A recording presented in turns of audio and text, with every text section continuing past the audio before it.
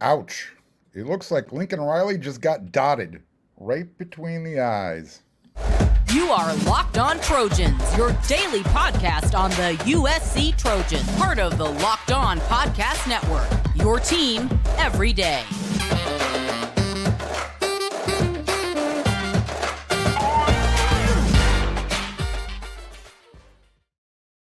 Fight on, everyone. I'm your host, Mark Culkin, and thank you for making Locked On USC your first listen every day. Whether you're watching me on YouTube or wherever you download your podcast, we are free. I appreciate your support. The community is growing. Thank you so very much. If you want to join the community, it's really easy. All you got to do is click that subscribe button if you're watching on YouTube. You like the episode? Hit the thumbs up. And Locked On USC comes at you 5 times a week, Monday through Friday. And so you don't miss an episode, hit that bell notification button. All right. I used a baseball analogy there at the top. But the number one rated quarterback and player in the 2024 recruiting class, Dylan Raiola, made his decision. As I anticipated, I think I talked about it last week. It was about to happen soon. I thought it was going to happen maybe later in the month. It came basically a week early. He got a second opportunity, Dylan, to commit after doing the Ohio State commitment for a few months. He backed off and he explored his options. Well, those options included Nebraska, where his uncle, I believe, was the offensive line coach, USC, where Heisman trophies are literally made, and they have a head coach who is a quarterback guru, Lincoln Riley, and of course, the back-to-back national champion Georgia Bulldogs, who, by the way, hasn't produced a top-flight quarterback since, I don't know, Stetson Bennett was wearing diapers. Sorry, I know, low-hanging fruit, but the dude hasn't graduated. I mean, how is that even possible? He's been there for 6 years. Miller Moss at USC, their quarterback, he's got like 18 different degrees already in 2.5 years. I don't know, head scratcher. Anyways, Monday afternoon, Dylan Raiola claimed Georgia as his college choice. He made his commitment. However, this caught my attention. I don't know if you read up on it or if you heard any of his comments. Quote, Georgia is not built on one person or one position group. It is a complete program I get to be a part of, end quote. So, Nebraska was a long shot, even with family blood coaching on the sidelines. And I think basically the way Matt Rule, the Nebraska Cornhuskers' new head coach, the way he handled the quarterback room when he was the Carolina Panthers head coach in the NFL, it even left me kind of reconsidering wanting to have him as USC's head coach before Riley's name even surfaced. So I understand why Nebraska probably was third in line. And it's hard to know if that comment from Dylan Raiola was directed at USC and Lincoln Riley specifically, but it sure sounds like a shot across the bow. I mean, that was some sweet chin music that he threw. Look, we all know the elephant in the room, without even Dylan saying it, is that USC is not a complete team, at least on both sides of the ball. So despite Georgia, the Bulldogs losing defensive players, leaving for places such as USC, Dylan is still convinced that he'll be developed into an NFL quarterback and get to win a championship too. He'll probably win a championship at Georgia. They are the it team right now. But here's the thing. When Dylan took his visit to USC earlier in the spring, right before the dead period kicked in, things were actually looking really good, really positive for USC. A lot of momentum, especially since, Georgia had literally just gotten a commitment from another highly ranked quarterback at the time, 4-star. However, Dylan and his family, they went back to Athens, Georgia sometime in March, and that's when Kirby Smart said, enough is enough. And he made sure that they sealed the deal then. it's been that long since he's been committed to Georgia. And I'm not sure what caused the delay to make it public. Nonetheless, here we are. So, again, was Raiola's message carefully worded? And was it aimed at Lincoln Riley's past team's performances? Obviously, we're talking about defense. Here's the thing. I think Dylan should know that, well, let's use this recruiting cycle. That the tight end, one of Georgia's best offensive weapons, is being recruited by USC at a pretty high level. I mean, they took a couple of guys that Kirby wanted bad in this particular recruiting cycle. But I think until USC proves it on the field, that the defense will continue to be a question mark for some recruits. Whether or not this was one of the question marks for Dylan, we'll never know. He never specifically said it. But again, being a complete team and emphasizing it's not just a one-position team, it really felt like that was directed right at Lincoln Riley. It's like, here it comes. You're going to get hit. Take it. But let's be honest here. Okay? USC is not going to suffer or take a step backwards because they lost out on the Dylan Raiola sweepstakes. USC has never wanted for a quarterback, even before Riley got to USC. I mean, remember, USC won a couple of Heismans at that position when Pete Carroll was the head coach. And let's also remember, USC has a class of 2023 commitment who's already been, who took part in spring camp this year. His name's Malachi Nelson. He's warming up in the bullpen.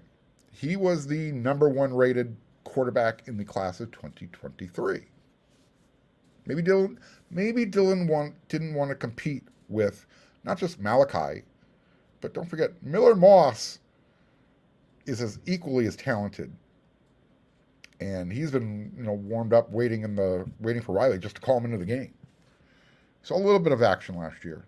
I think we anticipate seeing a lot more of action from Miller this year, especially if USC is on the right side of the blowouts.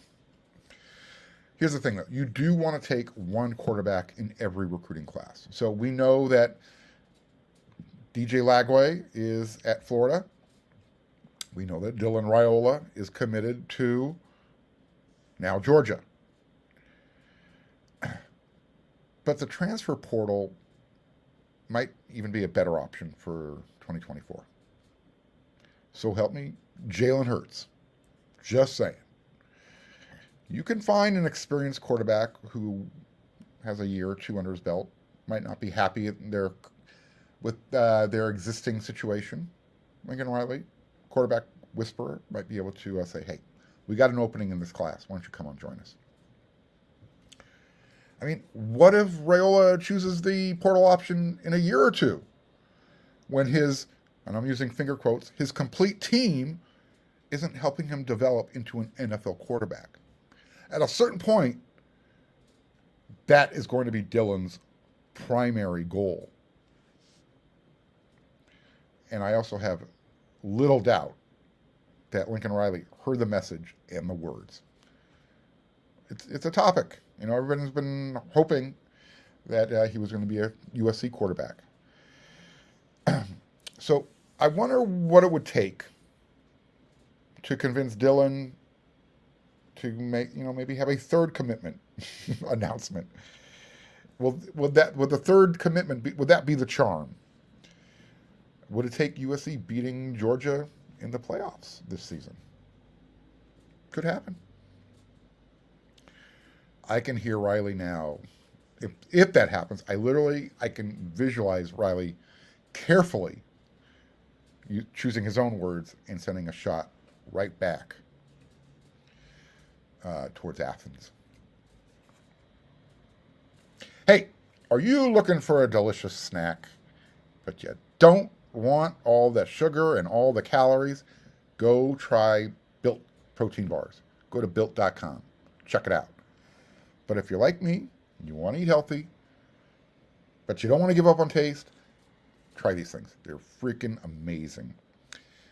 And what makes them so good? Well, for starters, what does Mark like? Chocolate, a lot of it. And these things are coated in 100% real dark chocolate. That's real good stuff. And they come in these really good flavors like churro and peanut butter brownie and cookies and cream. And what's even better is they're healthy. 130 calories, 4 grams of sugar, and a whopping 17 grams of protein. That's a lot of protein. And now you don't have to wait to get a box. You can check it out on built.com. Order them, they'll appreciate it. But you can also just get in the car, or if you live near a Sam's Club or a Walmart, you can run on in and you can pick up a box. If you're near Walmart, go to the pharmacy department. In that section, you'll find a 4-bar box of their cookies and cream. They're double chocolate bar, and they have something called a coconut puff. If you're near Sam's Club, head on in. They've got a 13-bar box of their hit flavors, brownie batter puff and churro puff. Let me know what you think, and then you can thank me later. All right, everyone. Raise your hand if you remember the last time USC won a game in South Bend. I do. Who else? Everyone remembers last season's Trojan victory, 38-27. Game wasn't as close to the score. But you have to go back to 2011. That was the last time USC left Notre Dame Stadium with the shillelagh. It's been a while. So yeah, they're due. So will this game, this season, be a challenge for USC?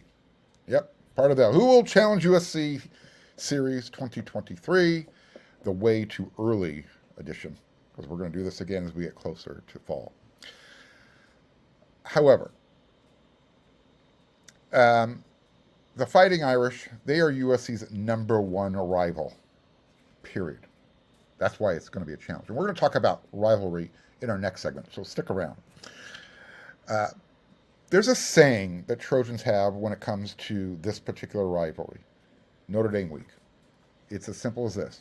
3 words. Beat the Irish. Nothing else matters. This rivalry, it's built on respect. I don't hate Notre Dame or its fans, but there literally is no better feeling as a Trojan fan than watching that Lucky Charms mascot sit in the corner of Notre Dame Stadium while USC celebrates. Nothing. Last season, when these two teams played at the Coliseum, USC was able to shut down the Irish ground game and it forced then starting quarterback Drew Pine to challenge Caleb for the best-looking quarterback on the field. He actually had a really good game throwing the ball, well over 300 yards. He was good at taking what the USC defense was allowing. I know that's a really loose term because USC's defense allowed a lot last year. In this game, USC knew, stop the run, make Notre Dame beat you with the pass. Drew Pine is now battling to be the starting quarterback for Arizona State. This year, he transferred out, so USC will see him when they travel to Tempe, Arizona. Since Drew Pine is not their quarterback, and apparently they didn't feel too comfortable with Tyler Buckner, who also transfer portaled over to Alabama after the Irish brought in Sam Hartman, Wake Forest quarterback. That means Notre Dame is going to have higher expectations in year 2 of the Marcus Freeman era. Marcus Freeman took over the Fighting Irish program last year as the head coach. So here's the question. Before USC, well, not a question, it's kind of I'm going to explain why this game is going to be a challenge. Before USC arrives in South Bend, Ohio State will have been there, I think, 2 weeks prior. Yeah.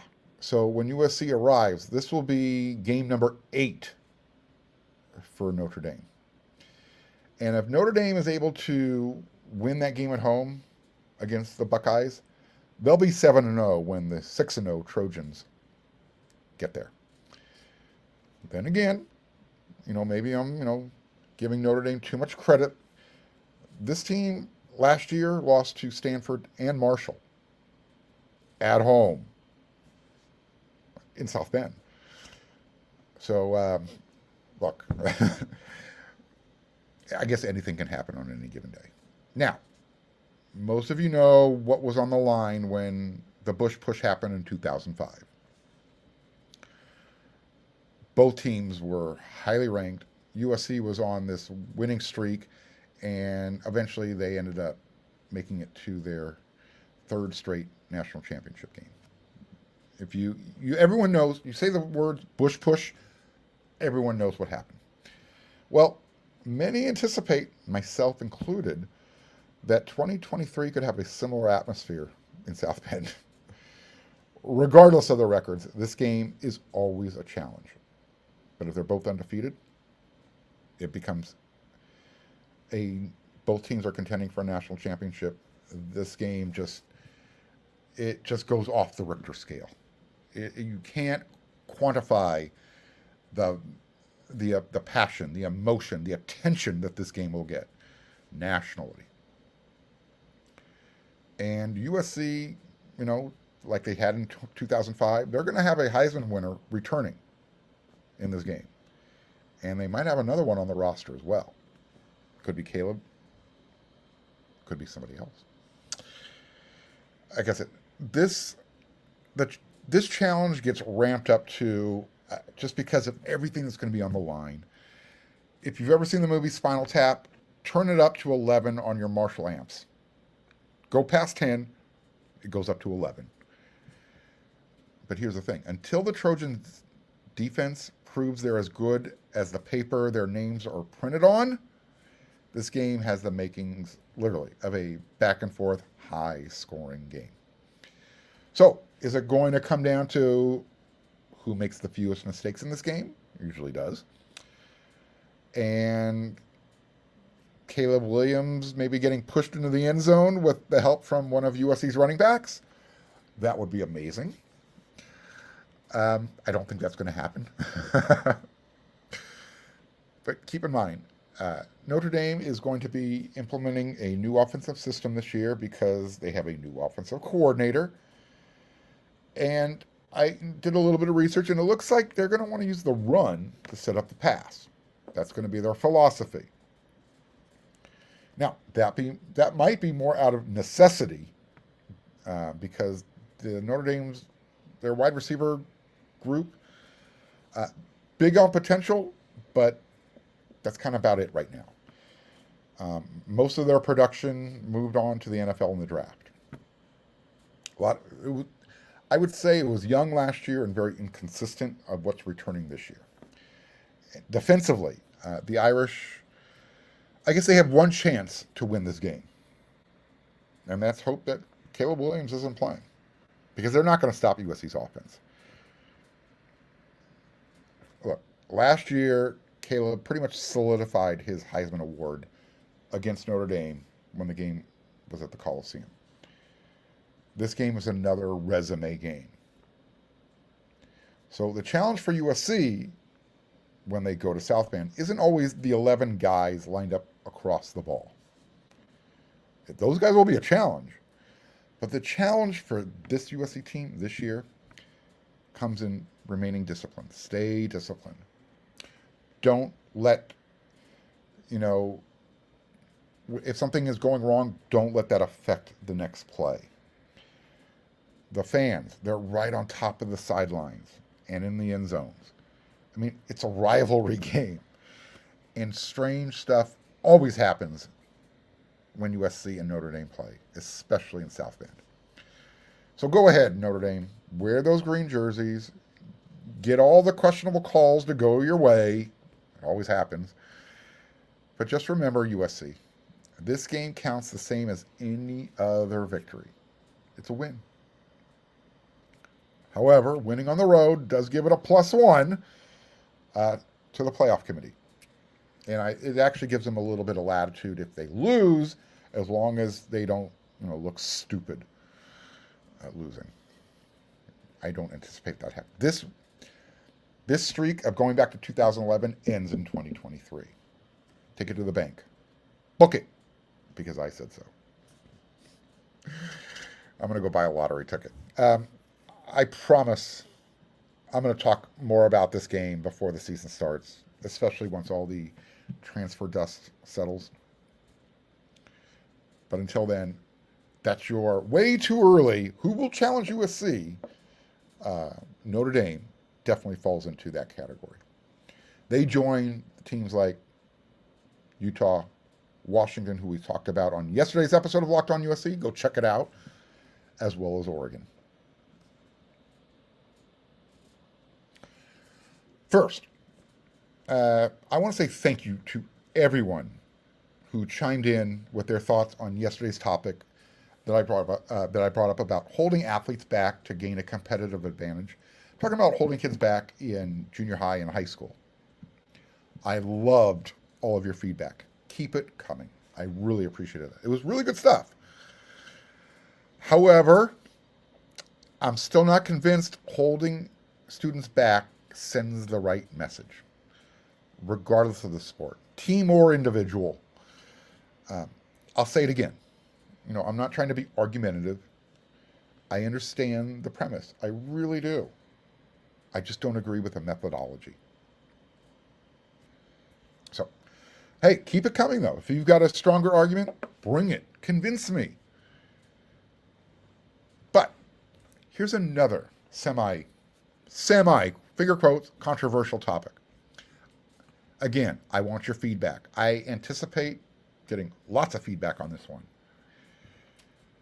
Here are my USC rivals in order: Notre Dame, Stanford, UCLA. In that order. I'd even make the argument that Cal should be ahead of UCLA.